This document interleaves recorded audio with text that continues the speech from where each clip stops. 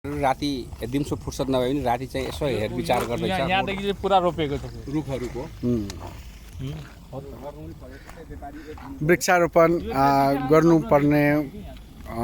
गर्नुपर्छ, जसले गर्दा हाम्रो वातावरणलाई, हाम्रो ठाउँलाई स्वच्छ बनाउँछ, हावा दिन्छ, प्लस धेरै यस्तो बेनिफिटहरू छ जुन हामीले रुख बिरुवा रोपेर हुन्छ, एकदम ब्युटिफुल पनि बनाउँछ। सो यो कार्यहरू अहिले क्लिनिङ क्याम्पेन टिमद्वारा भइरहेको छ। So it's really one of the inspiring things. सबैले गर्छौँ हामीहरू होइन, यस्तो गर्नुपर्छ। वृक्षारोपणले हामीलाई यदि फाइदा गर्छ भने गर्नुपर्छ। इभन कि सबै स्कुलले, सङ्घ संस्थाहरूले समय समयमा यसो वृक्षारोपण गरिरहनुपर्छ। हो, धेरै गर्मी बढेको छ वृक्षारोपण नगर्नाले।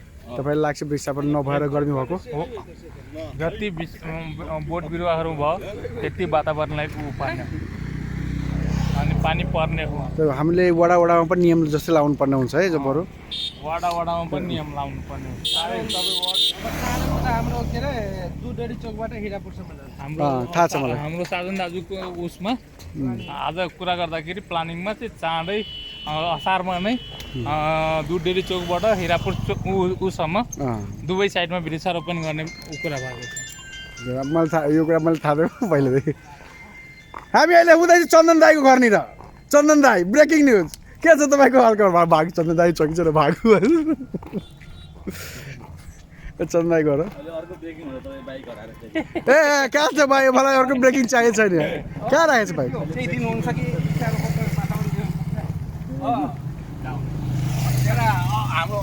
हिँड्दै जाऊ, कुरा गर्दै जाऊ, आफ्नो आफ्नो तर्फबाट एक एक पोइन्ट राख्दै जाऊ।